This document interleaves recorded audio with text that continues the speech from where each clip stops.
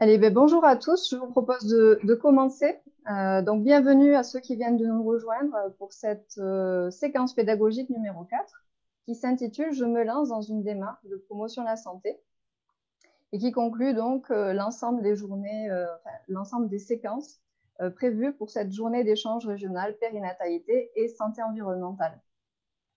Donc, les journées d'échange régional petite enfance sont organisées par le dispositif régional d'appui en prévention et promotion de la santé, donc le DRAPS.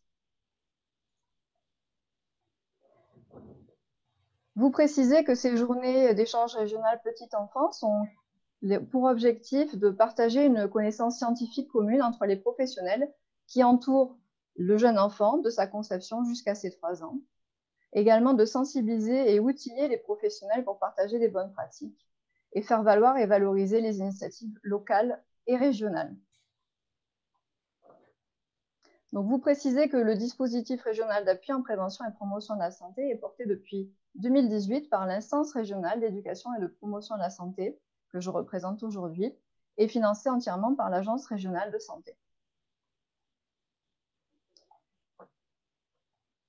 Habituellement, ces journées de rencontre sont organisées en présentiel au mois de novembre, mais évidemment, cette année, au vu du contexte sanitaire, nous avons donc opté pour une programmation de 5 visioconférences d'1h30, avec d'un côté des apports de connaissances et en suivant donc des questions-réponses. Aujourd'hui, donc vendredi 11 décembre, de 13h à 14h30, nous vous accueillerons pour le projet, la séquence intitulée Je me lance dans une démarche de promotion de la santé.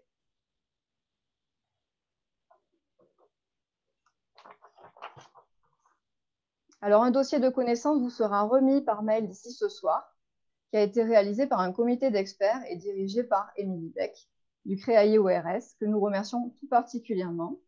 Le dossier de connaissances sera également téléchargeable sur le site du DRAPS. De même, vous précisez aussi que l'intitulé des contenus des visioconférences sera disponible sous forme de capsule vidéo d'ici début janvier sur le site du DRAPS. N'oubliez pas également de compléter l'évaluation en ligne qui vous sera transmise avec le dossier de connaissances. Avant de présenter les intervenants de la table ronde numéro 4, nous tenions tout particulièrement à remercier le comité d'experts qui a permis de préparer cette journée, l'Agence régionale de santé et l'IREFS, et tout particulièrement aussi Guillaume Reiss, chargé de communication à l'IREFS, sans qui les conférences au format dématérialisé ne pourraient avoir lieu.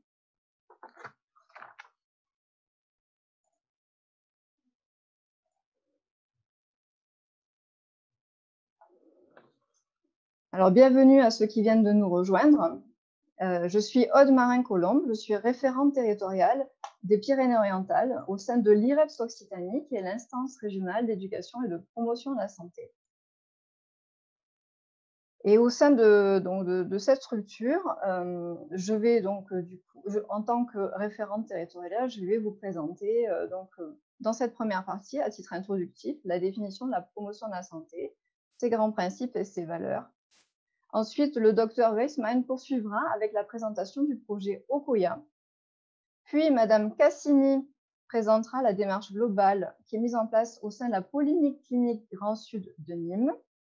Madame Popin enchaînera avec la présentation de l'écolo-crèche de Saint-Simon à Toulouse.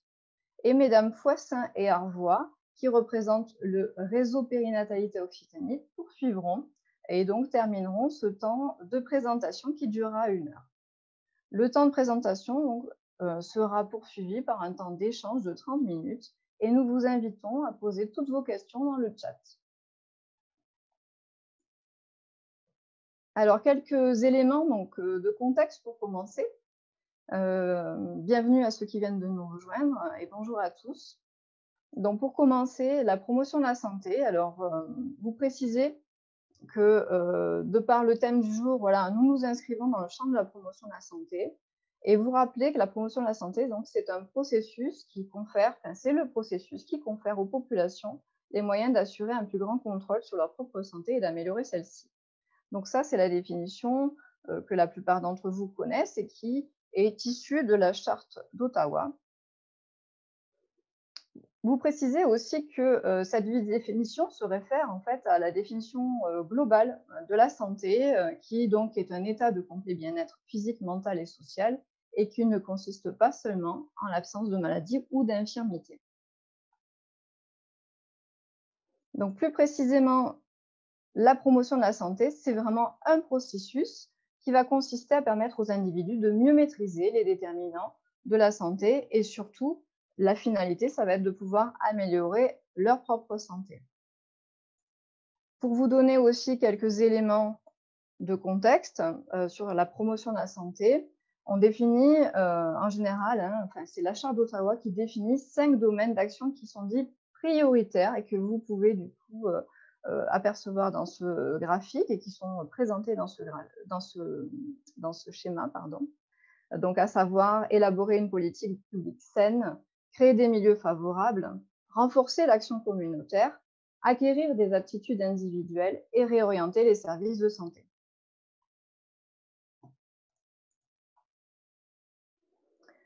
La promotion de la santé est basée sur différentes valeurs, à savoir, pour commencer, hein, une approche holistique de la santé. Donc, on l'a précisé dans la définition, c'est-à-dire c'est une vision vraiment décloisonnée de la santé qui ne comprend pas non seulement l'aspect physique de la santé, mais vraiment l'aspect psychique, social et environnemental de l'individu. Une action aussi sur les déterminants de la santé. Donc, les déterminants, ce sont les éléments qui vont agir sur l'individu et qui vont faire évidemment que l'état de santé va être influencé par ces déterminants. Vous voyez aussi que les valeurs de la promotion de la santé sont aussi basées sur les notions d'équité et de justice sociale, puisque notre objectif va être également de lutter contre les inégalités sociales de santé.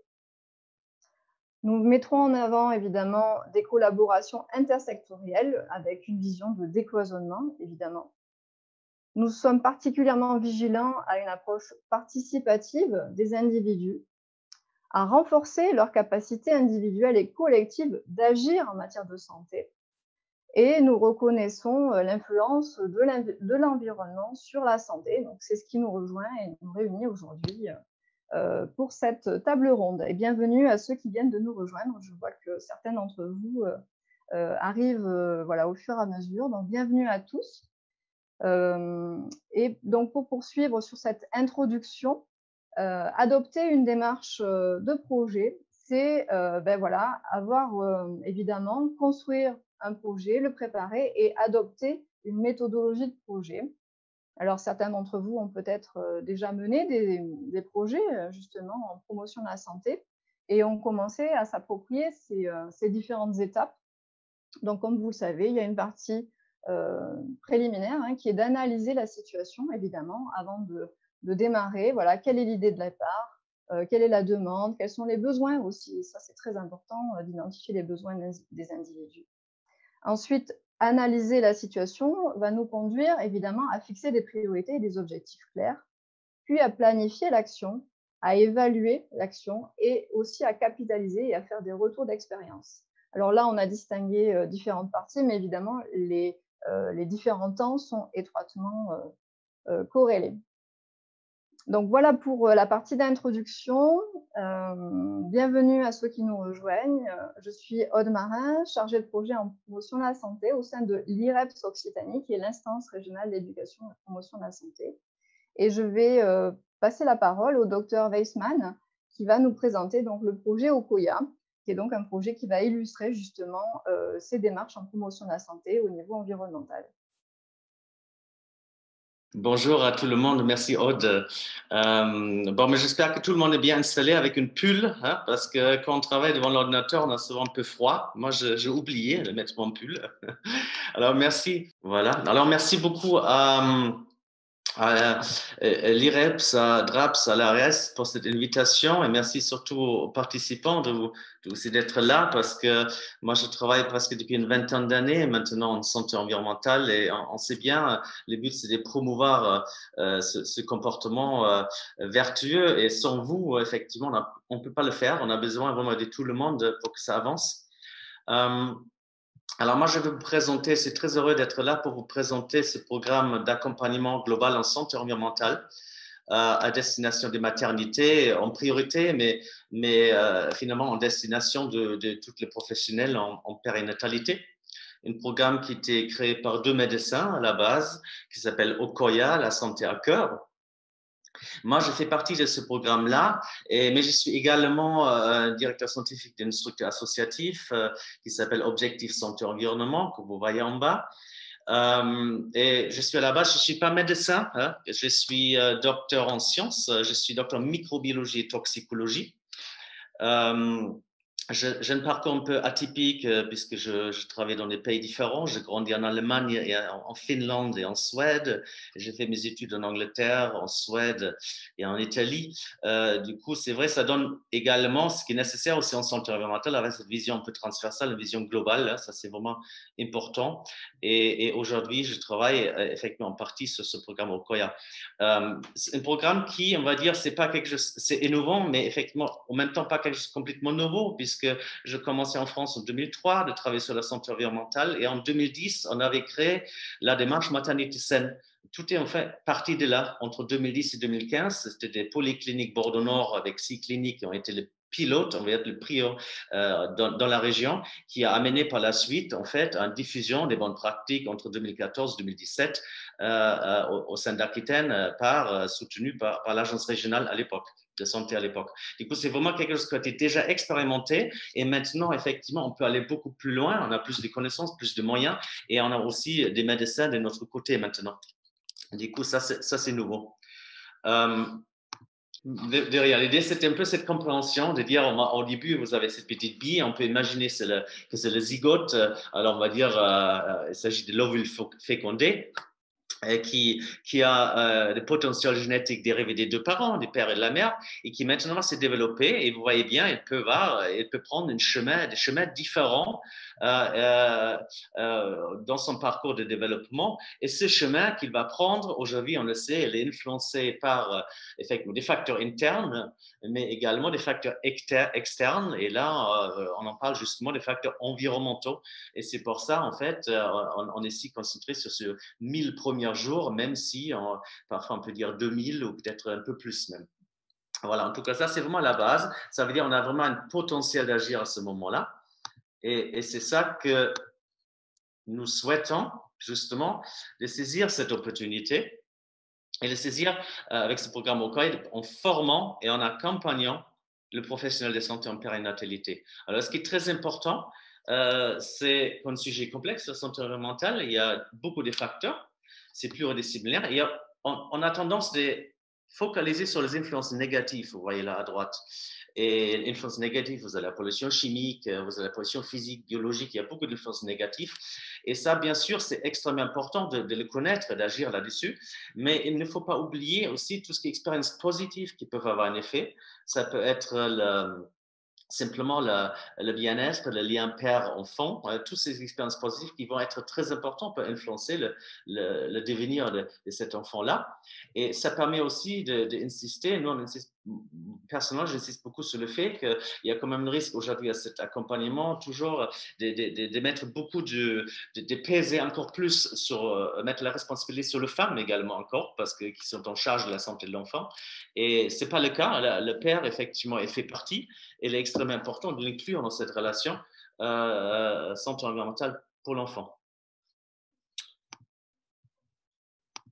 Est-ce que ça... Voilà. Les objectifs prioritaires de Okoya, il y a plusieurs. Le premier, c'est sensibiliser les professionnels de la périnatalité aux enjeux pour avoir des bases, pour avoir des compréhensions, pour avoir envie aussi d'aller plus loin, parce que c'est extrêmement important, on travaille beaucoup sur l'envie. Le deuxième, surtout en santé environnementale, où ça ne se suffit pas en fait de simplement transmettre les informations. Il faut vraiment déclencher envie aussi chez le public. Le deuxième pilier, c'est de former les professionnels de la périnatalité au levier d'action sur la base des dernières connaissances scientifiques. Ça veut dire qu'il faut vraiment voir comment mettre ça en place, quels sont les leviers après, une fois on a compris, une fois on a envie d'agir. Et c'est cela, ça sera approfondi par un troisième pilier, permettre aux professionnels de la périnatalité d'être des relais d'information, des accompagnants au changement de comportement. Ça peut être soit dans leur cadre individuel, mais également dans le cadre professionnel. Les deux aussi, on ne peut plus trop le distinguer aujourd'hui et il va falloir répondre aux deux en même temps aujourd'hui. Voilà, l'équipe pour vous présenter. Alors moi, je me suis présenté, effectivement, je fais partie de cette équipe-là. Et si on parle le fondateur, effectivement, vous avez Nicolas Nocard en bas, qui est gynécologue obstétricien. Vous avez Dr Laurent Chevalier, qui est à base de médecin nutritionniste, qui est attaché au CHR de Montpellier. Et ça, c'est un peu l'équipe de base. Et on s'est associé avec Jennifer Ozes, qui est écotoxicologue. On a un responsable pédagogique qui gère quand même beaucoup d'animation, la mise en place à distance ou en présentiel. Et puis, on a souhaité associer aussi Karine Palama, qui est experte en transformation. Elle est ancienne directrice d'hôpitaux, elle connaît très bien, elle est experte en transformation, puisqu'on n'est pas simplement sur des connaissances qui doivent être transmises, on est vraiment sur un changement, une transition individuelle interne et une transformation aussi de structure. Si on ne travaille pas sur ça, effectivement, ça reste à l'état de la formation et on ne va pas plus loin. Du coup, c'est extrêmement important. Du coup, j'ose dire qu'aujourd'hui, ce qui n'était pas le cas à l'époque où on était peu nombreux, aujourd'hui, on peut vraiment présenter, accompagner la maternité, les professionnels avec une expertise pluridisciplinaire qui est assez rare aujourd'hui parce qu'on a encore cette problématique. Beaucoup de gens travaillent un peu dans leur coin et on a vraiment une vision systémique et en plus, on a cette expérience médicale qui était aussi difficile il y a 10 ans parce que clairement, il y avait peu de médecins qui s'intéressaient à ce sujet-là et pourtant, on a besoin d'eux voilà, pour mener ces démarches. Le programme a été lancé en Occitanie avec le soutien de l'Agence régionale d'Occitanie.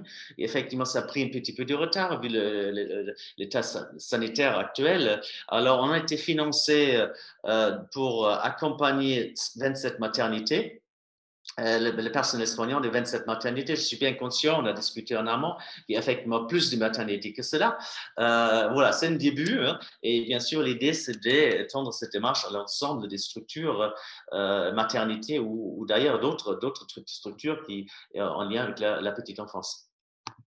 Pour vous donner une idée, qu'on a à Tarbes, par exemple, où on a débuté cette formation, vous voyez un peu comment ça se passe. Effectivement, vous avez des parties conférences, partage des connaissances. Vous avez Laurent qui est ici. Moi, je fais une autre présentation.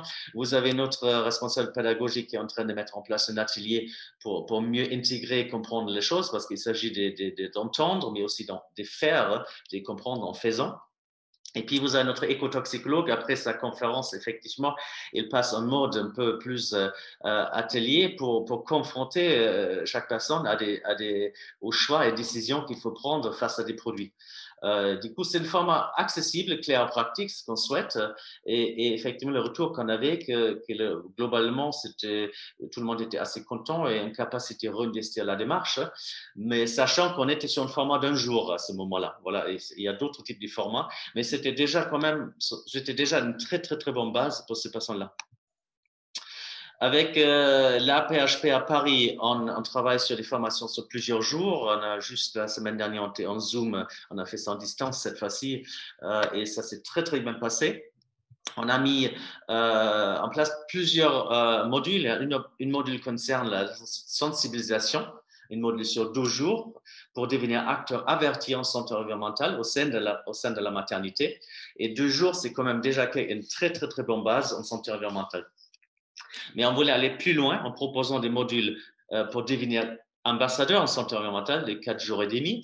Et là, vraiment, les personnes seront en capacité de devenir acteurs de cette promotion auprès du public et mener, faciliter le changement de comportement dans leur entourage, dans l'environnement individuel et professionnel. C'est vraiment pour qu'ils se sentent libres, en capacité de mener eux-mêmes des démarches. Alors, l'architecture de ces formations sont toujours à peu près les mêmes. Il y a 4 piliers qui sont importants pour nous. Le premier, c'est d'apprendre les fondamentaux en santé environnementale et par rapport à la femme enceinte, la petite enfance. Le deuxième pilier, c'est de comprendre maintenant les applications quotidiennes À partir de là, on revient pas approfondir parce qu'il faut quand même avoir cette dimension systémique et cette vision globale. Et puis, le quatrième pilier, insister comment maintenant agir ces connaissances qu'on a apprises, ces connaissances théoriques et pratiques, et comment agir par transmission. Pour vous donner une idée comment ça se passe sur un module des 4 à 5 jours, ce sont des expérimentations sur mesure, hein, clairement, ce ne sont pas des formations typiques, ce sont vraiment, il y a des parties fixes, mais c'est vraiment quelque chose sur mesure qui s'adapte aussi au fur et à mesure au public, parce que chaque clinique est différent et les besoins sont différents. Voilà, du coup, il faut s'adapter un petit peu. Mais globalement, la structure là, est comme présenté sur ce diapo. Journée 1, apprendre, santé environnementale, DOAD, grossesse et santé environnementale, pour comprendre bien les enjeux et pourquoi avoir compris, pourquoi agir. La journée 2, comprendre. On va parler des sources de pollution, on va revenir sur le perturbateur endocrinien et on va faire des ateliers ludiques de sensibilisation. La journée 3, on va approfondir, on va parler plus de la promotion, de l'éducation pour la santé environnementale et la promotion de la santé. Et la journée 4, on va agir, on va effectivement avoir des études des cas au niveau international, national, régional et local, et puis pour voir comment maintenant intégrer tout ce qu'on a, qu'est-ce qu'on peut faire au niveau local, parce que c'est vraiment le but que ces personnes-là puissent intégrer ça dans un écosystème local. Et le dernier jour, on va revenir sur les premières actions, on va essayer de vraiment mettre en place les premières actions pour enclencher ce changement-là. Le plus de la démarche, c'est une demande qui m'a été faite. Est-ce que vous pouvez me dire quels sont le plus de votre démarche, le facteur qui facilite la démarche? Et pour nous, effectivement, le plus, ils sont plusieurs. Le premier, c'est que ce sont des formations dispensées par des experts et spécialistes. On a autant le médecin que le scientifique. Ça veut dire qu'on a quand même un haut niveau scientifique du contenu. On a des données fiables et validées et vraiment mises à jour régulièrement. Et puisqu'on a aussi des personnes professionnels de santé médicaux, effectivement, il y a un niveau de confiance élevé. Hein. C'est également le cas pour les infirmières, les sages-femmes, il y a un niveau de confiance élevé de la part du public par rapport à ces personnes-là. Et c'est pour ça aussi que vous êtes vraiment super important pour nous, pour qu'ils puissent transmettre ces messages aux parents par la suite.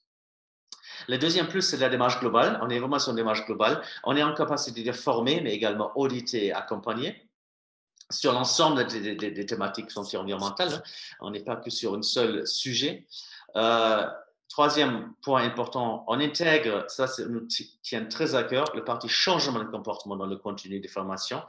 Il y a des freins quand même, il y a des techniques de communication, il y a la psychologie environnementale, ça c'est assez important parce que si on ne travaille pas là-dessus, voilà, ça pourrait freiner dans la mise en place par la suite. Du coup, c'est essentiel à la rigueur d'avoir 60% de sciences, mais il y a vraiment ce côté personnel, il faut vraiment travailler sur le frein de chacun pour déclencher la mise en place des pratiques. On a aussi une méthodologie bienveillante de l'éducation et animation. On est vraiment sur une transmission horizontale.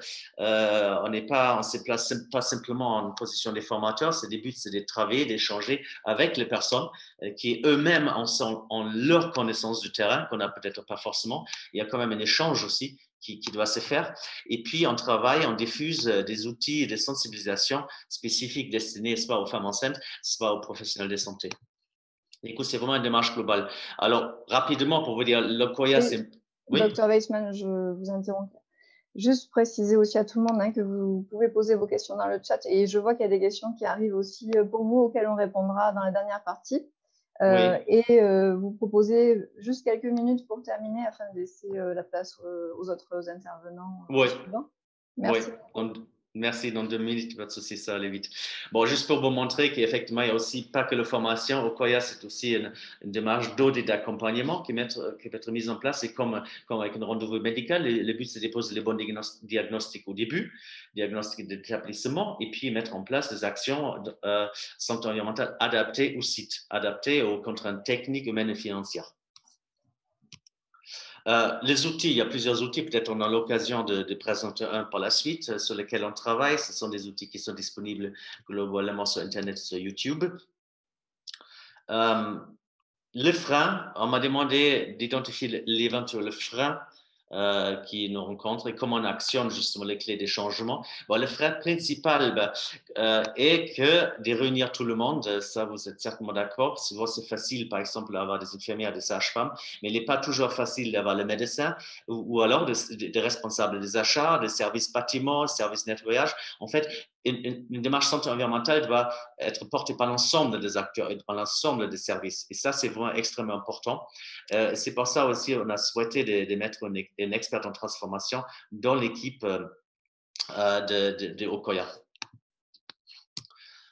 Juste après la maternité, ça ne s'arrête pas, effectivement, puisqu'on parle quand même bien de la période de 1000 jours. Du coup, il va falloir accompagner les personnes, idéalement même avant la conception, pendant la période de 1000 jours, jusqu'à la crèche. Voilà. Du coup, il y a la suite comme proposant, c'est cette démarche Kodomo, les nouvelles crèches, qui est un accompagnement global également, où on va de la conception à l'exploitation et jusqu'au fonctionnement pour que vraiment à chaque étape, la santé environnementale fait partie des réflexions et pour avoir quelque chose, une crèche qui est vraiment basée sur les dernières considérations scientifiques. Merci de votre attention et voilà, je répondrai volontiers à vos questions tout à l'heure. Tout à fait. Ben, merci, Dr. Weissman. En effet, donc, certaines questions sont arrivées pour vous dans le chat. Et nous les aborderons du coup dans la dernière partie de cette séquence pédagogique numéro 4. Merci en tout cas, et je vais passer la parole à Madame Cassini qui va nous présenter donc la démarche globale qui est initiée au sein de la Polyclinique Grand Sud de Nîmes. Madame Cassini. Oui, bonjour à tous. Donc, je suis sage-femme à la Polyclinique du Grand Sud à Nîmes. Et il y a à peu près 3 ans, on est rentré dans une démarche IHAB. Donc, c'est Initiative Amis Hôpital des bébés. Et dans ce cadre-là, la santé environnementale s'est mis à nous aussi de façon évidente. Et la direction était aussi en accord avec cette démarche et nous a vraiment soutenus dans cette démarche. S'il n'y a pas la direction qui est là au niveau d'un établissement, c'est compliqué de pouvoir mettre en place ce genre de démarche.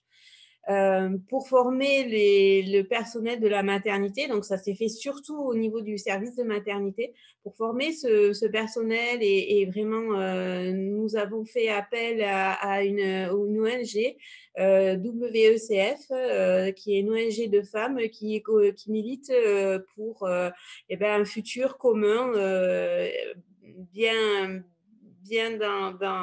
pour tout le monde en fait. Et c'est sous forme, ils sont formés, donc ils ont mis en place des ateliers nesting et formé des gens à animer ces ateliers nesting. Nesting en anglais, c'est faire son nid en fait. Donc c'est comment faire son nid de façon le plus douillée possible et le plus simple possible. Nous avons eu la chance donc d'avoir une vingtaine de personnes formées sur la maternité et avec vraiment une pluridisciplinaire. Il y a des gynéco-obstétriciens, des auxiliaires de puériculture, des sages-femmes, des puéricultrices, la surveillante aussi, la cadre de notre service qui a été formée. Ce qui fait qu'en termes de dynamique et justement pour pouvoir avoir un apport aux femmes le plus tôt possible à travers les médecins, les gynécos qui suivent les patientes, c'est un bon facteur. Et ça permet de garder une dynamique aussi parce que on a tendance à s'essouffler, surtout quand les directions changent et que la dynamique de la direction n'est pas toujours dans notre sens. D'être beaucoup à être formé, ça permet de garder un petit cœur qui reste là et qui continue à faire cette démarche. Nous contactons nous informons les patients de ces ateliers nesting donc qui ont été mis en place au sein de la maternité après ces 2 semaines de formation qu'on a eues. Et à tour de rôle, chacun anime un atelier. En gros, on avait mis ça en place 2 fois par mois. Voilà. Après, on se confronte aux mêmes problématiques dans les freins sur la peur des gens, les différences sociales aussi, culturelles, pour pouvoir vraiment inviter et faire venir les personnes aux ateliers. On retrouve beaucoup de ce que vous avez dit, Monsieur Weissman, dans votre exposé. Du coup, on est en réflexion pour pouvoir faire partager le plus possible. Les ateliers sont ouverts donc aux patientes, à leurs conjoints, mais aussi à leur famille ou à leurs amis. On ouvre large, on explique aux gens. C'est des ateliers qui sont ludiques. On essaie de faire passer ce message aussi pour limiter la peur et le frein. Et on leur explique que ce n'est pas des choses extraordinaires qu'on va leur demander ou qu'on va leur expliquer. Des petites choses, commencer par des petites choses, ça permet après d'avancer progressivement dans la démarche personnelle. Ensuite, ça a permis aussi la formation de tout le personnel comme ça. Ça a permis aussi de faire des liens avec notre petite région. En fait, à l'école des auxiliaires de puériculture, les auxiliaires sont intervenus, l'école des sages-femmes. On a fait un lien aussi avec les libéraux, les sages-femmes libérales, surtout autour de la maternité. Il y a une autre maternité sur Nîmes, à l'hôpital de Nîmes, et aussi on leur a informé de cette démarche et on a aussi fait des interventions là-bas.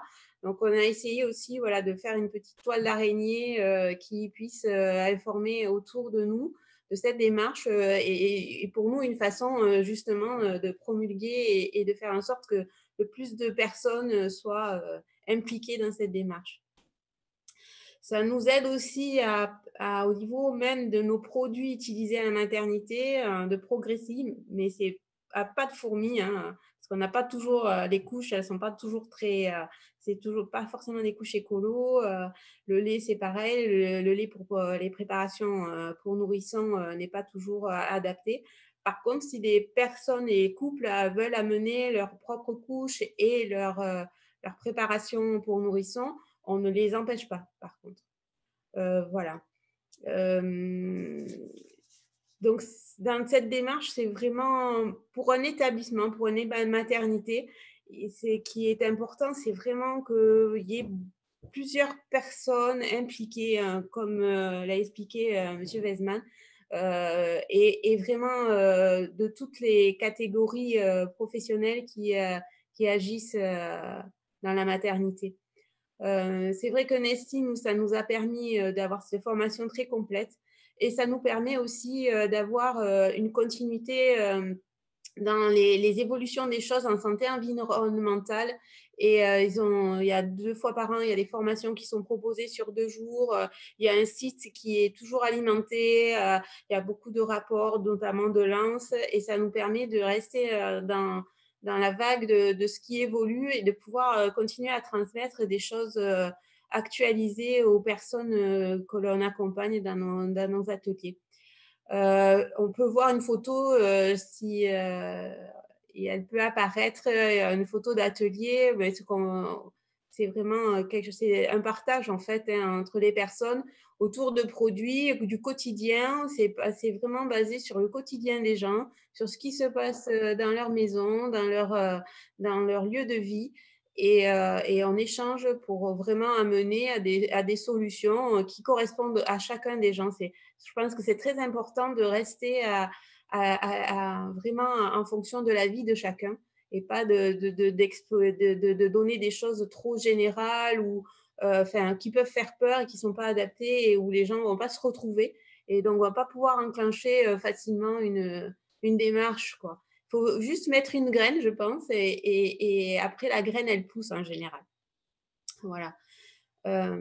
Donc, c'est vraiment autour d'une table. Malheureusement, à l'heure actuelle, avec le Covid, nous ne pouvons plus faire ces ateliers en présentiel. Nous n'avons pas pu mettre en place des ateliers en Zoom, ou comme aujourd'hui, parce que c'est un peu compliqué. Il y a d'autres maternités. Là, j'ai eu une formation Nesting. Là, on a échangé du coup avec d'autres maternités. Ça aussi, c'est bien Nesting parce qu'on peut échanger entre nous et apporter nos évolutions à chacun. Et il y en a qui l'ont mis en place. Donc, ça va être possible aussi dans ce maintien d'échange. Nesting aussi va mettre en place tout un tutorat, je dirais, et un accompagnement pour ces ateliers. Ça va se mettre en place. Chez nous, c'est compliqué actuellement par rapport à notre direction qui a changé et qui est moins dans la dynamique. Et puis, il y a beaucoup de choses à faire en même temps en termes de transformation par rapport à ce changement de direction. Mais on a toujours notre équipe qui est présente. On est aussi en suite de couches. Donc, on parle, c'est des choses qu'on parle aux patientes avant la sortie, pendant le séjour. On a toujours quand même cet accompagnement au plus près. Et le fait d'avoir des médecins qui ont été formés, il y a aussi une information qui est faite par les médecins, ce qui n'est pas négligeable. Ce qui est, voilà, le frein qu'on a aussi, c'est d'informer le plus tôt possible les gens à cette possibilité de venir à ces ateliers ou d'avoir accès à l'information sur la santé environnementale et tout ce qui va autour, en fait. Et l'importance qu'il y a à le faire tôt par rapport à la venue de ces bébés, quoi. Plus tôt on le fait, mieux c'est. Et ça, c'est un frein aussi, c'est d'arriver à pouvoir capter les gens le plus tôt possible et à les sensibiliser. Voilà, donc c'est important, voilà, de garder ce côté ludique, accessible et de pouvoir être à la portée des gens et de faire comprendre que c'est quelque chose qui leur correspond aussi, je pense. Voilà, je crois que j'ai fait le tour de ce qui se passait à la maternité. C'est vrai que il y a des choses que M. Weisman a déjà dites qui se passent. C'est important, voilà, de pouvoir avoir quelqu'un qui a comme ce que fait l'équipe du docteur Weisman, de M. Weisman, ou nous, Nesting. Enfin, il y a plusieurs. Quand on a l'établissement à cette volonté-là, de trouver quelqu'un qui accompagne, c'est important, et d'avoir vraiment une équipe assez nombreuse parce que on s'essouffle. Si on n'est pas nombreux, on va s'essouffler. Et puis, c'est plus difficile de passer le message dans l'équipe s'il y a peu de personnes qui sont formées. Il faut vraiment créer une dynamique d'équipe avec la direction quand on est dans un établissement pour pouvoir vraiment promouvoir cette démarche. Ce qui est bien, c'est que quand même, quand on rentre dans cette démarche, bon, c'est pour informer les gens et pour les accompagner, mais on se rend compte que ça nous fait du bien aussi à nous. Enfin, on a, du coup, ça nous et bon, en tant que soignant, en tant qu'accompagnant, si on se sent mieux, bah, c'est plus facile aussi de transmettre. Tout à fait. Voilà. Merci Madame Cassini pour ce retour sur le projet, sur la dynamique du projet et tout l'enjeu aussi de la pérennisation que vous avez soulevé. Ce que je souhaitais préciser aussi à tous les participants, c'est que les présentations des différents professionnels de ce jour ont été aussi articulées autour des questions qui ont été posées en amont lors de la consultation en ligne. Donc, vous aviez une possibilité de poser vos questions en amont de la séquence d'aujourd'hui. Donc, en effet, voilà, la partie que vous aviez explicitée tout à l'heure concernant le contexte sanitaire, c'était aussi une question qui avait été posée par les professionnels lors de cette consultation préalable. Et je précise aussi à ceux qui nous ont rejoints en cours de route que vous avez la possibilité de vous poser vos questions dans la partie chat et vous pouvez cliquer sur l'icône converser qui est du coup sur le bandeau au niveau du bas de votre écran.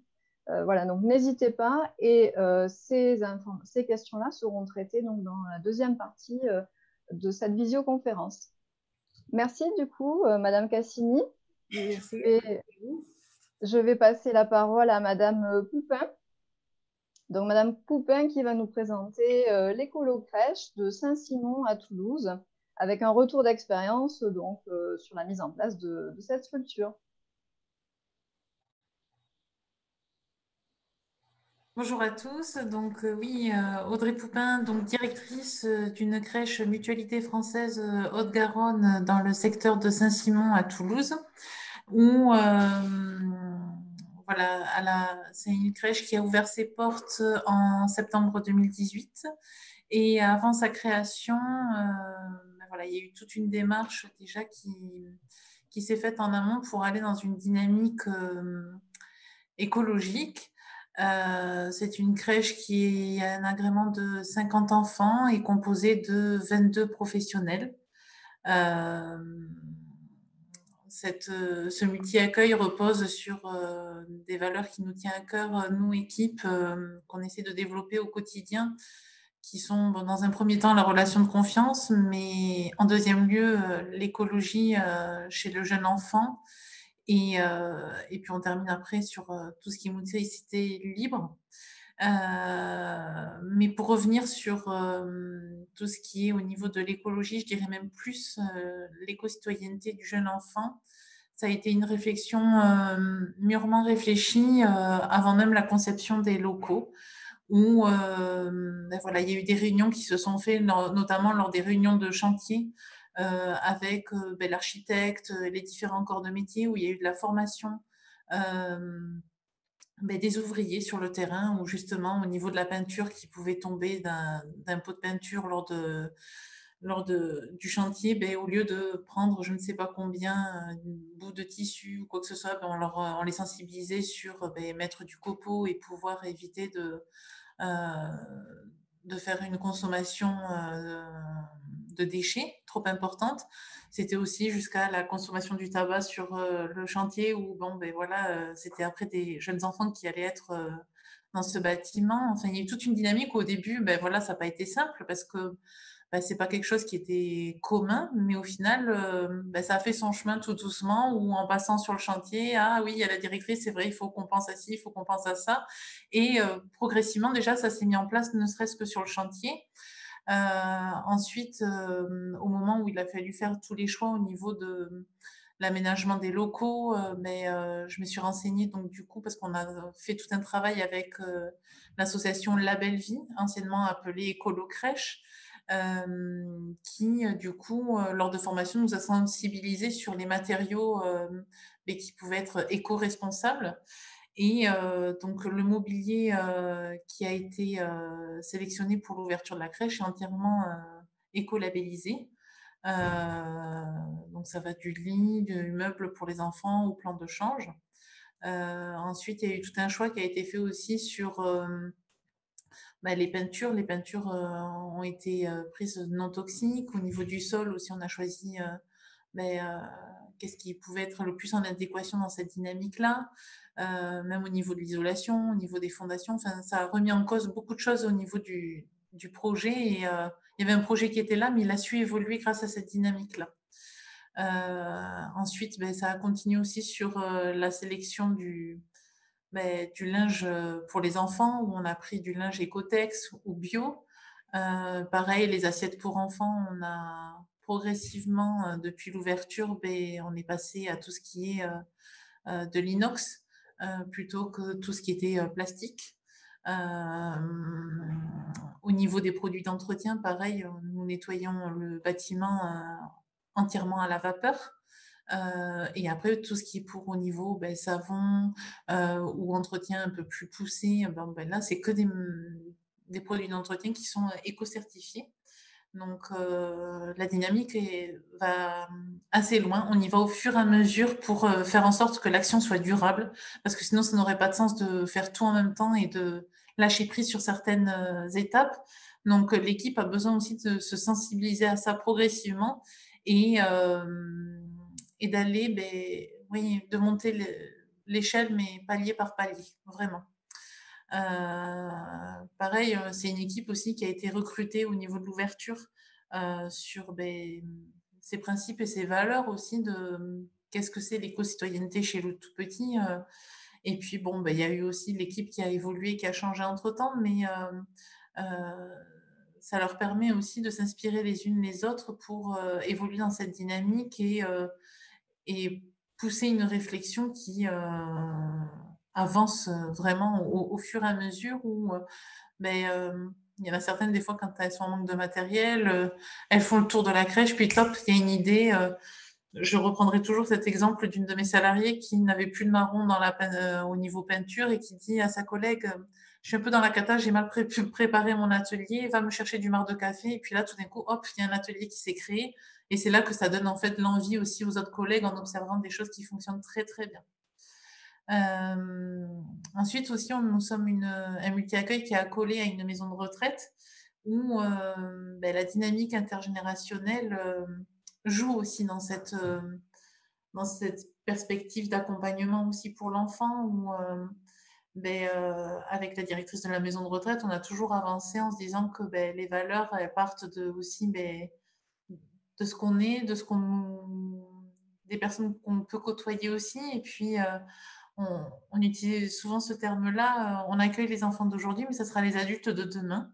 Et c'est venu aussi surtout de l'observation des échanges qui pouvaient se faire entre les personnes âgées et aussi les jeunes enfants de la crèche où peu importe l'atelier qui puisse être sur un atelier smoothie, un atelier jardinage, un atelier coloriage, régulièrement, on voyait la personne âgée qui mettait toujours en avant les valeurs et le respect aussi des fois, au niveau du jardin, c'était la nature. Au niveau des feutres, c'était rebouche bien ton feutre parce que sinon, après, il va être vite séché. On va devoir en racheter d'autres.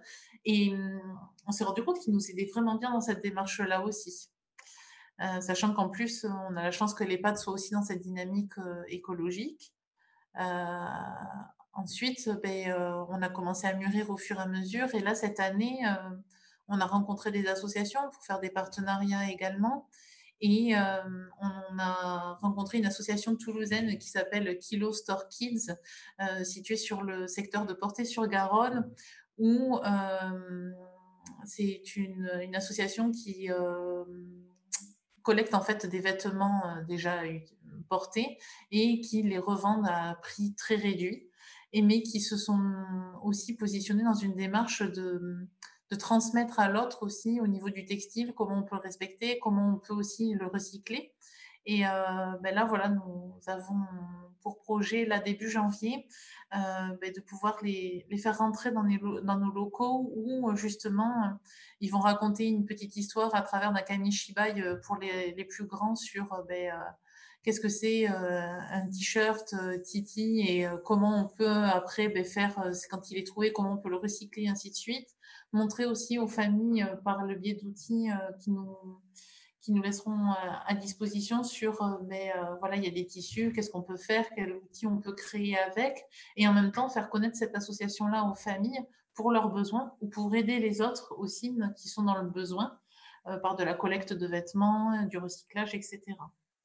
On a rencontré aussi une autre association qui s'appelle les Tontons Laveurs sur le secteur toulousain, qui sont sur les couches lavables. Donc ça, c'est un projet qui est en cours de réflexion où voilà, ils ont mûrement réfléchi leur projet et je pense que bon, au bout d'un moment, ils vont toucher des crèches comme la mienne où ils nous proposent d'avancer progressivement et ils proposent de faire tout le boulot en rendant la chose simple comme si nous étions sur une couche jetable. Donc, je pense qu'en effet, comme disait Madame Cassini, si chacun met sa petite graine les uns après les autres, au bout d'un moment, il y aura une forte production et espérons que plus tard, nous soyons tous dans un environnement un peu plus meilleur, je dirais. Donc, à nous de continuer et d'avancer vraiment dans ces investissements, ces partenariats, cette recherche, cette curiosité. Et si on part depuis le plus jeune âge, je pense qu'on pourra vraiment aller plus loin.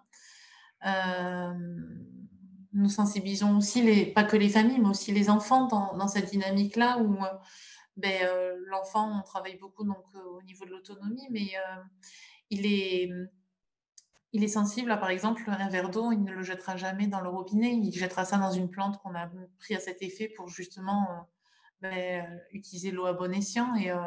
Et quand un enfant va jeter de l'eau au robinet, de suite, il y a une dynamique de groupe qui dit non, attention, il faut qu'on aille tous là-bas. Donc, on sent déjà que ça prend effet en crèche. Il y avait des grosses interrogations sur certaines familles en disant mais vous pensez vraiment que l'enfant va pouvoir être au cœur de ce dispositif et en effet, oui, il l'est, vraiment. On a la chance aussi d'avoir aussi une hiérarchie au niveau de la mutualité qui nous donne la possibilité d'avancer dans cette dynamique aussi et de pouvoir avoir du matériel adapté, notamment au niveau de la machine à vapeur. Lors d'un échange, lors de la préparation, M. Westman disait qu'au niveau de toutes les machines à vapeur, il pouvait y avoir des aides. Et en fait, c'est des rencontres comme celles qu'on fait aujourd'hui où où il me semble essentiel qu'on les maintienne et qu'on les développe parce qu'il y a trop peu d'informations qui est diffusée à ce sujet et, et ça nous permet d'avancer un peu plus et de s'autoriser à se dire que c'est possible, vraiment. Voilà, au niveau de cette dynamique depuis maintenant 2 ans et demi, où on a pu repérer aussi avec, depuis mon expérience que j'ai en crèche, je repère que j'ai des enfants nous avons très peu de bronchiolite sur le multi-accueil. Et c'est ce que disait l'association La Belle Vie. Faites attention au choix de vos matériaux, notamment. Je pense que la machine à vapeur y joue énormément, mais aussi le choix de nos tapis qui sont vraiment avec des textures et qui sont éco-labellisés aussi, et qui fait que l'enfant n'est pas à respirer des choses toxiques et que on respecte aussi le temps je ne sais pas comment on pourrait dire, mais le temps où on fait respirer en fait tous ces matériaux, même depuis la livraison, suffisamment de temps pour pouvoir éviter une inhalation toxique aux enfants lors de l'accueil. Tout ce processus en fait nous a permis d'avancer de façon, je dirais, assez intelligente, mais aussi assez purement réfléchie afin d'aller dans un seul sens et unique. C'est le bien-être de l'enfant, mais aussi le bien-être de l'équipe, parce qu'au final, on trouve une équipe qui trouve du sens et qui arrive à faire des choses qui font du bien pour tous, et ce qui nous fait tenir et avancer et continuer dans cette démarche. Du coup, je clôturerai, Aude, sur le fait que tous ces choix pédagogiques font que si on arrive à continuer et créer encore d'autres projets aujourd'hui aussi, c'est qu'on a les familles qui nous aident à avancer dans ce quotidien. Et maintenant, aujourd'hui, nous ne sommes pas les seuls à porter ce projet, mais les familles sont maintenant là à nous proposer d'autres démarches, d'autres projets, et ce qui fait que la boucle sur ce coup-là n'est jamais bouclée. Voilà, je terminerai là-dessus. Voilà, donc un projet évidemment intéressant à tout niveau, avec comme conséquence aussi voilà, cette implication des professionnels, et puis comme ce qu'ils prenaient en termes de valeur en promotion de la santé, l'implication des familles aussi, qui vont pouvoir contribuer à alimenter ce projet et à le pérenniser. Merci pour ce retour d'expérience, Madame Poupin. Et je vais passer la parole à Madame Foissin et Madame Arvois du réseau Périnatalité Occitanie. Bonjour, je suis Dominique Foissin, sage-femme coordinatrice du réseau périnatal Occitanie, et je suis accompagnée aujourd'hui de Christine Arvois, ma consoeur. Je vais vous faire un temps, j'espère pas trop long, de présentation du réseau. Je tiens aussi à remercier beaucoup Cathy Jaroux, la directrice de l'IREPS, pour avoir donné une place au RPO dans cette journée périnatalité, santé, environnement. Voilà. Donc, je vais vous faire une courte présentation du RPO, de nos missions et du lien avec santé, environnement. Alors, qu'est-ce qu'un réseau de périnatalité? C'est une association de loi 1901, c'est une association régionale qui est née en 2019 de la fusion-absorption de 3 réseaux de périnatalité, Matermip, Timip et Naître et Grandir en Languedoc-Roussillon. Les réseaux de périnatalité ont émergé dans les années 2000. Ils sont financés par l'ARS grâce à un contrat pluriannuel d'objectifs et de moyens. Qu'est-ce qu'un réseau de périnatalité? C'est une structure de coordination, d'appui, d'évaluation et d'expertise médicale dans le champ de la périnatalité en amont et en aval de la naissance. Il y a une instruction du 3 juillet 2015 qui nous donne nos grandes missions suivant les priorités nationales: améliorer l'articulation ville-établissement de santé, améliorer l'accès à l'IVG et contribuer à réduire les inégalités sociales de santé. Il existe à peu près 40 réseaux de périnatalité en France qui sont regroupés au sein d'une fédération, la Fédération française des réseaux de périnatalité, la FFRSP. Nos 2 grandes missions sont de contribuer à la mise en œuvre de la politique nationale et régionale en santé périnatale en organisant des parcours de soins en périnatalité, IVG, addiction et autres thématiques, mobiliser les acteurs de la périnatalité, coordonner le dépistage néonatal de la surdité, organiser le suivi des enfants vulnérables et apporter son expertise à l'ARS pour des déterminants régionaux ou expertises autres. Le deuxième corps de mission, c'est aider à accompagner les acteurs de l'offre de soins en santé périnatale pour améliorer l'articulation ville-hôpital, améliorer la coordination entre les acteurs lors de RMM, de staff de parentalité, formation, le suivi des transferts in utero, la mise en lien de référentiels régionaux et d'informer les usagers. Et là, ce sera plus sur notre page Internet grand public par la création de flyers, d'affiches sur le dépistage auditif ou sur l'allaitement maternel et de vidéos, notamment sur les transferts in utero.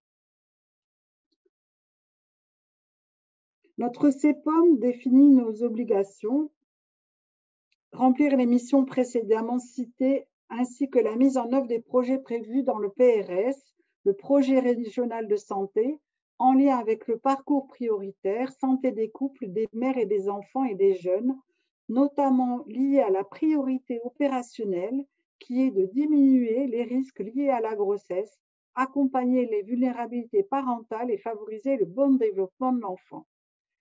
Et ces 3 projets structurants PRS pour le RPO ont été de promouvoir l'entretien prénatal précoce, accompagner la femme enceinte en situation de vulnérabilité et accompagner la prise en charge pluriprofessionnelle et coordonnée des nouveau-nés vulnérables. Et on voit que le PRS environnement ne fait pas partie de nos missions. Mais ce n'est pas grave, on va voir qu'on a essayé de le mettre en lien dans nos actions. Alors, qui peut être membre du RPO? Tous les établissements de santé publics et privés.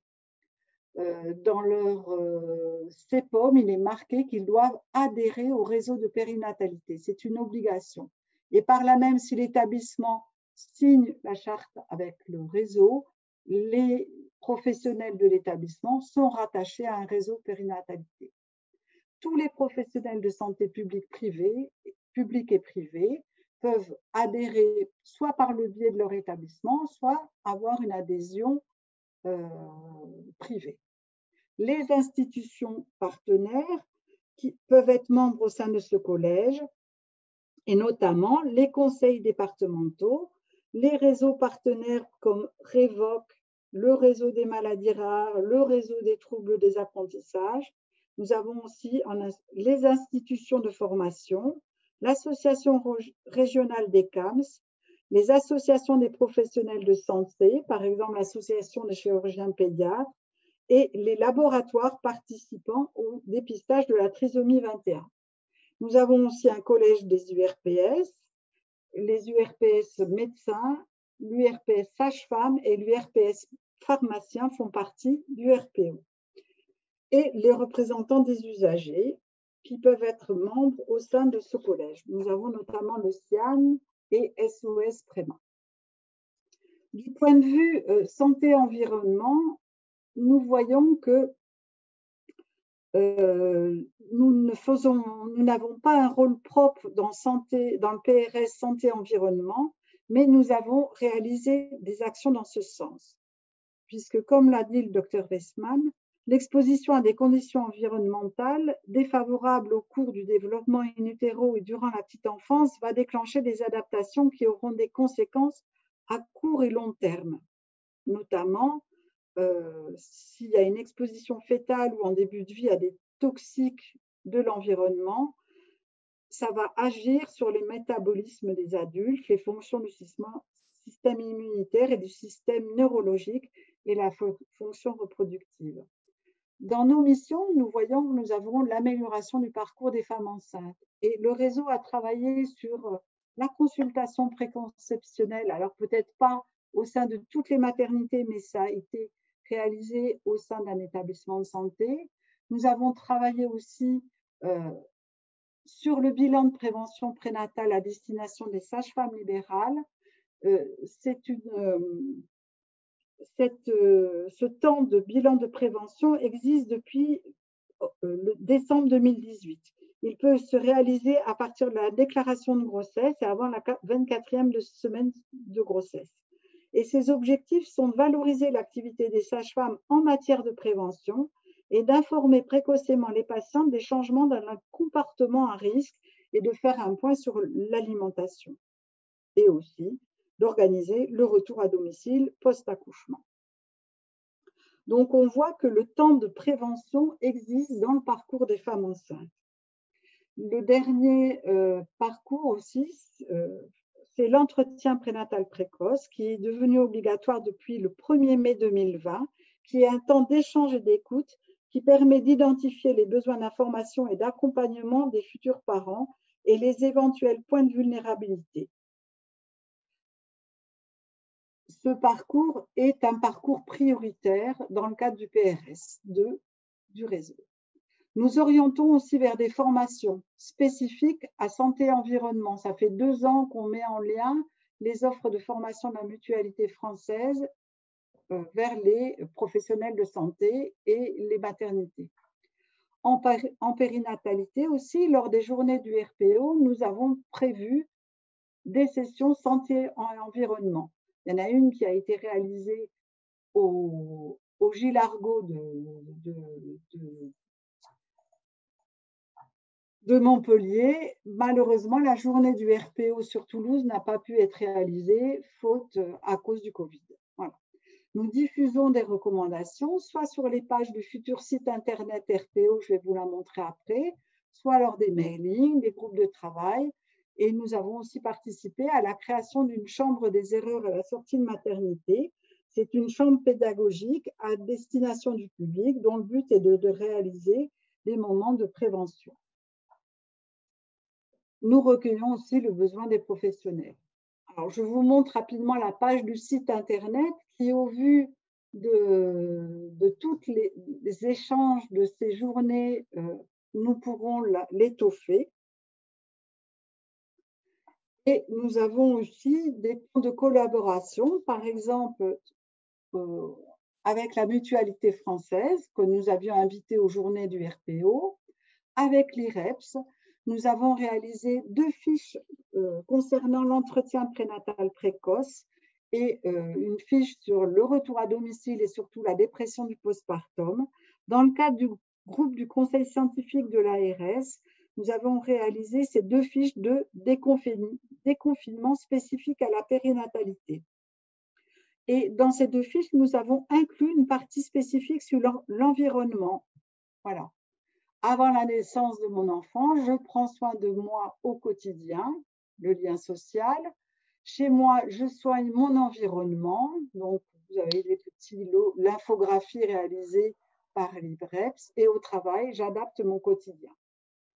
Et nous avons réalisé avec la CPAM 31, donc une soirée sur Toulouse l'année en 2019, en mars, juste avant le confinement, sur le bilan de prévention prénatale qui est un temps de prévention.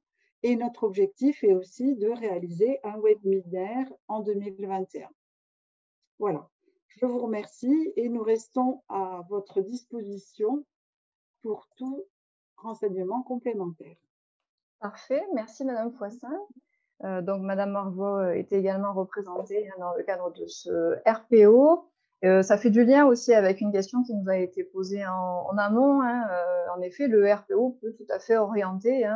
Voilà, si un professionnel ou une structure souhaite monter un projet, vous êtes aussi à même, puisque vous êtes à l'interface aussi de tous ces professionnels et de toutes ces structures, vous pouvez tout à fait orienter justement les interlocuteurs pour qu'il y ait un échange qui se crée autour de tous ces projets en promotion de la santé et plus spécifiquement en santé-environnement.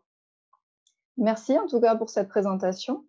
Ce que je vous propose, c'est que nous allons passer à la partie sur le chat pour répondre aux questions. On va se laisser jusqu'à 14h30. Alors, un petit rappel à tout le monde, la vidéo qui est actuellement enregistrée donc, sera diffusée sur le site du DRAPS dans les prochaines semaines, le temps que voilà, la captation soit mise en page, mise en forme et diffusée sur le site. Et les questions, si éventuellement, voilà, il y a des questions auxquelles on n'aurait peut-être pas eu le temps de répondre, à l'issue de cette séquence, nous vous proposons de les extraire et d'y répondre dans un second temps. Voilà, donc je vais peut-être commencer. Alors, on va repartir peut-être au début de la présentation avec le docteur Weissman, si je reprends par ordre chronologique. Et on avait quelques questions pour vous que j'ai essayé un petit peu de synthétiser, à savoir, peut-on participer à ces sensibilisations voilà, en tant que les formations d'ambassadeurs? Est-ce que ces formations sont aussi possibles pour les professionnels libéraux? Et est-ce que vous recherchez également des formateurs? D'accord. Bon, mais effectivement, les ateliers ont été mis en place en priorité pour la maternité, mais c'est vrai, l'objectif, c'est quand même de mettre en place en direction de l'ensemble des professionnels en périnatalité. Effectivement, ça, voilà, je vous suggère qu'on se contacte, on verra comment on peut mettre ça en place, parce que ça, il n'y a aucune problématique. Et peut-être aussi en lien avec le réseau périnatalité, peut-être, voilà, parce qu'on collabore sur ce sujet-là, qu'on n'est pas chacun de son côté, mettre en place des choses, ça sera peut-être intéressant. Tout à fait. Bon, ben, parfait. Alors les diaporamas aussi des participants seront transmis. Et du coup, ben, les personnes, les participants seront à même de pouvoir éventuellement vous contacter. Et donc, est-ce que ces formations sont possibles pour les professionnels libéraux? Oui, tout à fait. Il n'y a aucun problème. Actuellement, on passe par la maternité, mais il n'y a aucun souci de proposer les mêmes formations pour les libéraux. Oui, il n'y a aucun souci. Parfait. Merci pour ces précisions.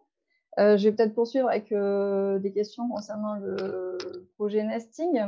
Donc, pour Madame Cassini, je vais vous laisser activer votre micro aussi pour pouvoir répondre. Alors, quelques éléments. Alors, une première question très concrète, à savoir quelle cotation appliquer justement lors de, enfin, je pense donc la cotation au sein de votre structure appliquée lors de la mise en place de ces ateliers. Et est-il possible de communiquer avec des sages-femmes libérales aussi pour informer les femmes enceintes au plus tôt, ce qui peut d'ailleurs correspondre généralement à d'autres projets aussi, puisqu'il y avait une question qui avait été posée dans la consultation en ligne préalable, justement avec cet enjeu de comment on fait pour communiquer au mieux, et notamment auprès des femmes enceintes. Alors, la cotation, je suppose que il n'y a pas de cotation au niveau de la CPAM par rapport aux ateliers nesting. Hein. On demande une participation. Après, c'est en fonction de là où ça se fait et de l'établissement. Mais c'est vrai qu'on demande une participation de 5 € qui n'est pas énorme, mais aussi ça permet aussi l'investissement des gens, des personnes qui viennent assister aux ateliers, d'avoir ce côté je participe financièrement à cet atelier. Ça permet voilà, de sacraliser ou de concrétiser plutôt l'investissement de la personne aussi. Mais voilà, c'est juste, comment dire, enfin, c'est pas, en termes de rémunération, on ne se fait pas rémunérer. Hein. C'est vraiment une démarche de la clinique qui rémunère les salariés qui animent l'atelier. Ils demandent juste cette participation-là, mais ça ne compense pas les frais engendrés. Hein. C'est vraiment une démarche de l'établissement et de prévention, en fait. Hein. Voilà. Après, si on est libéral, sage-femme libérale, on peut faire une cotation, peut-être un cours, faire un cours de préparation à la naissance consacré à la santé environnementale et faire un cours collectif avec plusieurs mamans ou couples. Et là, effectivement, ça peut être coté sur un cours, quoi. Voilà, on utilise la cotation. Mais dans les établissements, il n'y a pas de cotation spécifique où c'est à l'établissement qui gère, hein, et en fonction des établissements, c'est où il y a une participation minime, où il y a une participation un peu plus importante, ou voire pas du tout de participation demandée au sein de l'établissement. C'est vraiment variable. D'accord.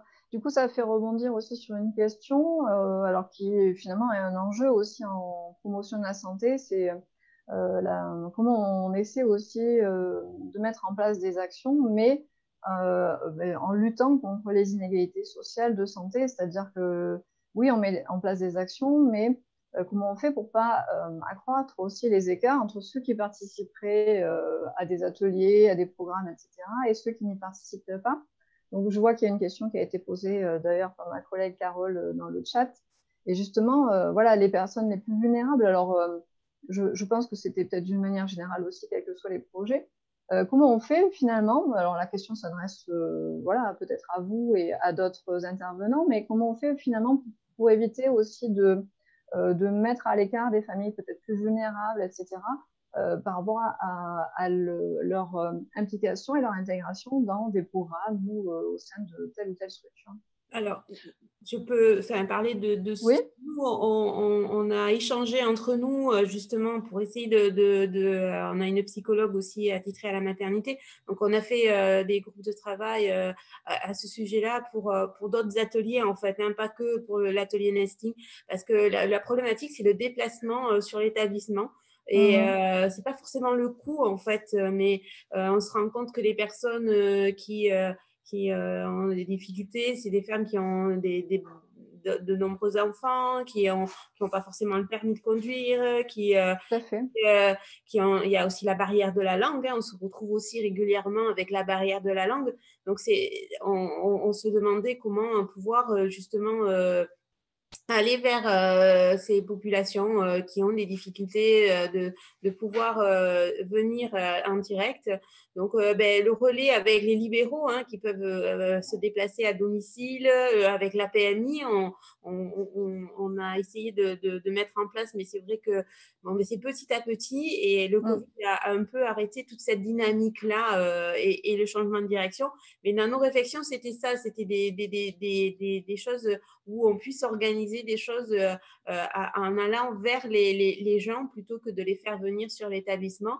Donc, à travers différentes structures, on peut aussi voir avec des associations. Hein, ce que j'ai oublié de dire, c'est que c'est aussi montrer aux gens qu'il y a des associations locales et montrer et donner des adresses où les gens peuvent se tourner avec les associations. Donc, le travail associatif est peut-être plus proche en termes de lieux, d'aller vers les gens ou de faire des interventions dans les quartiers. Et donc, c'est par ce biais-là, je pense qu'on peut avoir une vigilance accrue pour que ces publics-là puissent justement participer par exemple à votre programme. Je vois que le docteur Weissman souhaite intervenir aussi, peut-être pour rebondir sur vos propos. Oui, merci. Effectivement, je suis d'accord. Un hôpital, une clinique, il faut savoir, une maternité sincère dans un quartier. Alors, effectivement, il y a aussi les aspects hors des murs qui est important.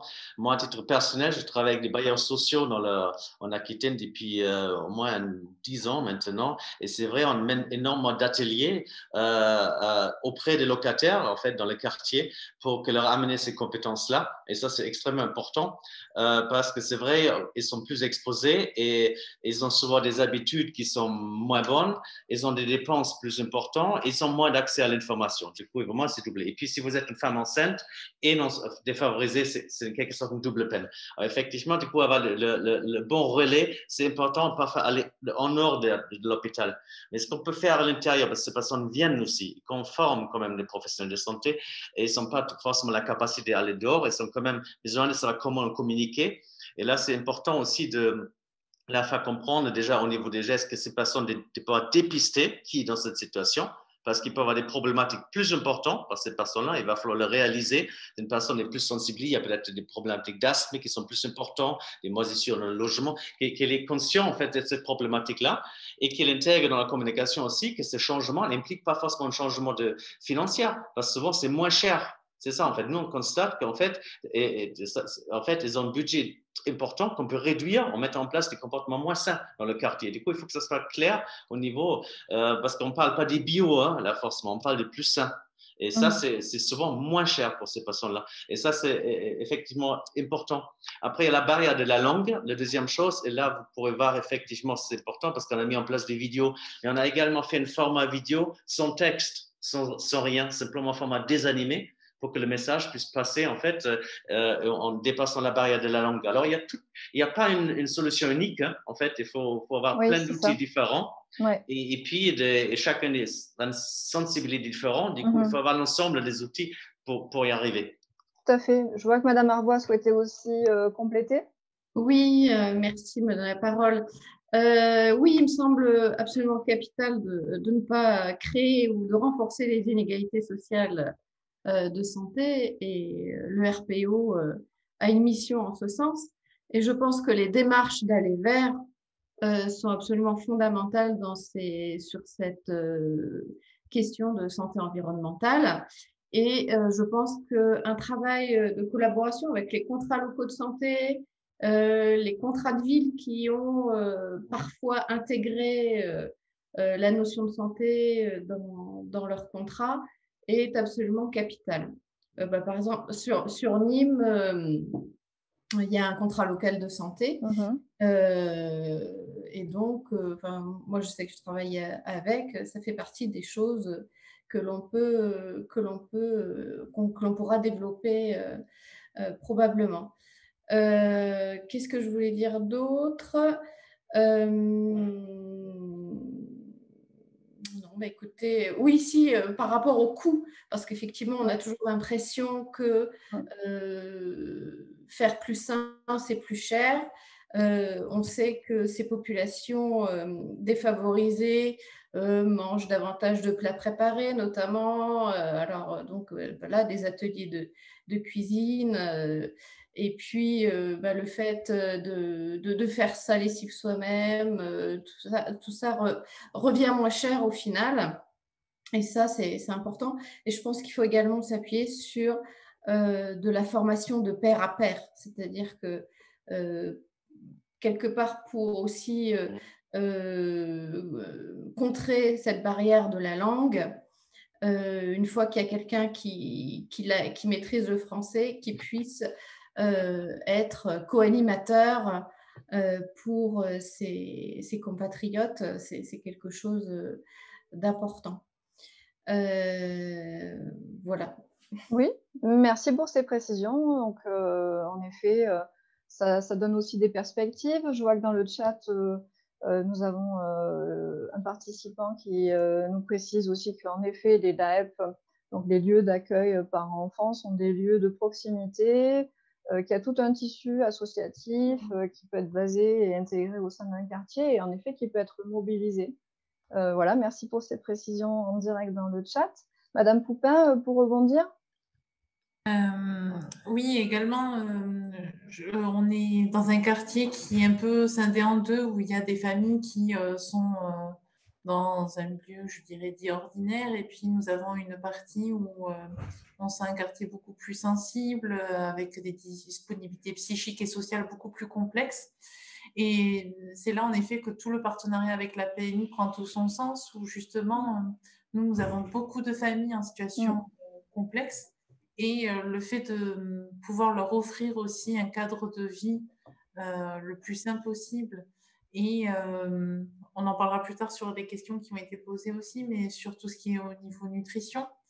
En effet, je pense que tous les partenaires doivent avoir une vision globale et au niveau du quartier, tout ça, pour justement faire en sorte que ça ne soit pas accessible qu'à une seule et unique population, mais en effet, c'est possible et nous, c'est ce qu'on rencontre de plus en plus sur la structure. Oui, bon, donc ce sont des vrais enjeux. Hein. C'est vrai qu'en termes de démarche de projet, malheureusement, il n'y a pas de réponse unique et facile. Néanmoins, voilà, c'est avec cette approche réflexive, cette approche en réseau aussi que, voilà, petit à petit, on peut arriver à trouver des stratégies, en effet, pour essayer de limiter ces écarts. Et vous aviez justement vu dans le chat une question qui vous était destinée. Avez-vous mené des actions autour de la nutrition et de la qualité alimentaire, Oui. donc au sein de la crèche? Oui, justement, on a la chance, en fait, lors de la création du projet, où ce qui s'est passé, c'est qu'il y avait une nutritionniste de base qui était sur la maison de retraite qui est accolée, où il lui a été dédié un temps spécifique sur la recherche ou sur la mise en place de projets avec la crèche, où en effet, déjà, ne serait-ce qu'au niveau pour avoir le label écolo crèche, mais du coup, il y a eu toute une enquête qui s'est faite sur qu'est-ce qu'allaient manger les enfants, d'où venaient les produits, et nous avons uniquement des produits régionaux. Au tout début, c'était pas ça, mais on a réussi à le faire évoluer avec la venue d'un nouveau responsable en cuisine et ce travail avec la diététicienne qui fait qu'en effet, maintenant, nous avons des produits voilà, qui correspondent aux valeurs que nous défendons. Et en même temps, cette diététicienne répond aux questionnements de l'équipe, mais aussi, des fois, peut aussi prendre du temps en individuel ou en collectif pour les familles. Et justement, et on arrive à toucher n'importe quelle classe sociale. Ça peut être voilà, la famille qui a une situation très convenable à une situation qui peut être complexe et justement donner des petites astuces et faire en sorte que ça soit facile et pas inaccessible. C'est ça, voilà. Et alors du coup, on rebondit et on rejoint ce qui était évoqué tout à l'heure, à savoir les questions du coût. Et d'ailleurs, c'était une question qui avait été posée hein, lors de la consultation préalable aussi des professionnels. On a toujours l'impression que mettre en place des projets, ça va générer du surcoût, de la surmobilisation aussi des équipes. Et donc, on en avait un petit peu discuté aussi pour préparer cette séquence pédagogique d'aujourd'hui. Et vous nous aviez expliqué de votre côté, voilà. Et donc, il y avait la question aussi qui était posée tout à l'heure dans le chat, que finalement, non, on trouve un équilibre en fait. Certes, des fois à la base, notamment par exemple, je parlerai sur le linge Écotex, oui, c'est un petit peu plus onéreux, mais par contre, quand je vois les assiettes que l'équipe, c'est venu de l'équipe en plus, donc c'est intéressant, quand elles ont dit oui, certes, il n'y a pas de bisphénol dans les assiettes, mais c'est des assiettes en plastique et qui vieillissent mal, et qu'elles ont fait la dynamique de prendre des assiettes en inox qui ne se cassent pas, qui ne bougent pas du tout. En fait, ça fait plus d'1 an et demi que je n'ai pas eu besoin d'acheter des assiettes. Pareil au niveau du lavage à la vapeur. Voilà, c'est ce que vous nous aviez cité, voilà. En effet. Ouais. Ça prend tout son sens et en fait, nous utilisons juste de l'eau. Ouais. Et pas énormément non plus en plus. Oui, voilà, parce qu'on pourrait aussi s'interroger sur, en effet, les ressources qu'on va mobiliser. Et finalement, vous nous disiez que les produits type détergent classique, vous en aviez acheté vraiment à la marge. En cas de grande urgence, sinon nous avons... En fait, nous nettoyons des vitres, le sol, les jeux, tout à la vapeur en fait. Ça nous fait un gain de temps, donc l'équipe apprécie et ça a un effet positif aussi sur le bien-être au travail. Vraiment. Parfait, merci. Madame Arvois, vous souhaitiez apporter une précision? Oui, d'un point de vue encore plus général, je me disais que en fait, ça nécessitait vraiment une acculturation de la notion de santé au sens large de l'ensemble des acteurs, ce qui, bon, peut-être commence à entrer dans les mœurs, mais il faut vraiment comprendre que la notion de santé recouvre tout notre environnement quand on parle de l'habitat, du mobilier, de la nourriture. C'est vrai que je pense aux ustensiles de cuisine, par exemple. Hein, le fait d'utiliser des poêles, enfin des systèmes anti-adhésifs, voilà, c'est des choses qu'il faut connaître. Il faut privilégier l'inox qui représente un coût à l'achat certainement supérieur, mais c'est quelque chose qu'on garde beaucoup plus longtemps et l'aspect sanitaire est grandement positif, quoi. Donc, bon, on a du travail et je pense que le RPO, même si, comme l'a dit Dominique, on n'a pas de mission spécifique identifiée à ce jour, ça ne fait pas partie dans notre dans le plan régional de santé, et la périnatalité ne fait pas partie non plus des priorités du PRSE, mais on s'aperçoit que finalement, on a amorcé un mouvement et bien sûr, on est là, nous, pour accompagner les professionnels. Hein. Nous ne sommes pas un réseau de santé, nous sommes vraiment un réseau en tout cas pour l'amont, pour ce qui est en amont de la naissance, mais on accompagne les professionnels et on est une ressource pour les orienter. Et je pense qu'on va entamer un partenariat avec Monsieur Weissman et son équipe. C'est noté, en tout cas. Justement, Dr Weissman, je vous voyais vouloir intervenir. Oui, oui, oui. Bon, peut-être pour le mot de la fin, 14h30. Oui, on n'a plus beaucoup de temps. C'était simplement pour appuyer rapidement sur le fait que ça ne coûte pas plus cher. Effectivement, ça ne coûte pas plus cher à condition d'avoir une démarche globale. Voilà. Si vous simplement commencez à remplacer un produit par un autre, effectivement, ça peut coûter plus cher, effectivement. Et surtout, et ça dépend aussi si à titre individuel ou collectif. Le produit, on est une collectivité, il coûte souvent encore plus cher. Du coup, il faut une démarche globale. Quels sont mes besoins? Quelle sont les quantités? Voilà. Et puis, d'autres méthodes qui sont pas besoin des produits, parfois c'est simplement une démarche, une façon de faire. Du coup, si on remplace simplement un produit par un autre, effectivement, là, ça peut engendrer des coûts. Du coup, c'est pour ça qu'il faut vraiment avoir plus loin. Après, il y a une question, je regarde dans le chat aussi en même temps. Il y a une question par rapport au père. Effectivement, moi, c'est une question qui m'intéresse beaucoup, puisque je viens quand même du pays nordique où, effectivement, le père est extrêmement présent, encore traditionnellement, auprès des enfants. C'est qui, culturellement, moins le cas dans le pays du Sud. C'est en train de changer. C'est vrai, c'est pour ça, actuellement, des ateliers, des choses pour le père, c'est plus difficile. Ouais. J'ai quand même travaillé beaucoup avec les bailleurs sociaux. Et là, quand je forme des gardiens, 90 gardiens il n'y a pas longtemps, c'était que des hommes. Et ils ont été vraiment extrêmement sensibles, même s'ils sont moins interagis. Mais c'est vrai, de les avoir pendant le parcours des grossesses, c'est plus difficile actuellement.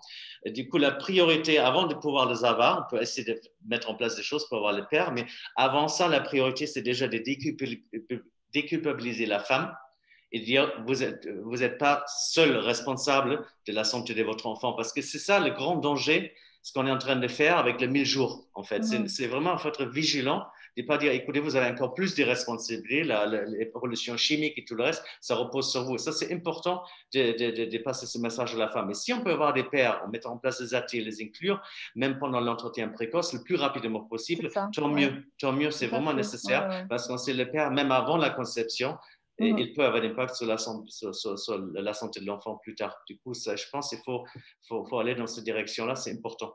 C'est vraiment une question des familles et pas qu'une question des femmes. Exactement, tout à fait. Et c'est ce qu'on disait aussi tout à l'heure, hein, l'implication du plus grand nombre, y compris au sein du cercle familial. C'est ce que Madame Cassini citait pour les ateliers nesting, hein, aussi, qui ont été du coup élargis, en effet, au cercle familial, voire aux amis, etc. Et c'est petit à petit hein, que ces démarches ou que ces projets du coup vont être diffusés au sein de la population. Après, on peut le raisonner en effet en termes d'éco-citoyenneté aussi, hein, c'est ce que Madame Popin soulevait. Alors, je vois l'heure hein, qui tourne, il est 14h33. Évidemment, on aurait pu rester encore ensemble un petit moment.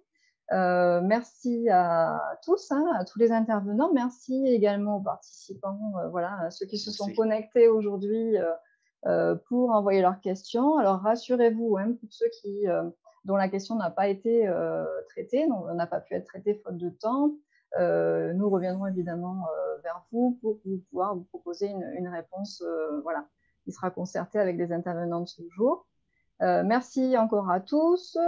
Voilà, merci à Marie hein, qui œuvre en coulisses et qu'on n'a pas cité tout à l'heure, qui est la coordinatrice du DRAPS et qui s'est beaucoup impliquée évidemment, qui s'implique d'une manière générale beaucoup sur le DRAPS et encore plus voilà, pour l'organisation sous forme de visioconférence de ces journées. Merci à l'ARS, notre financeur.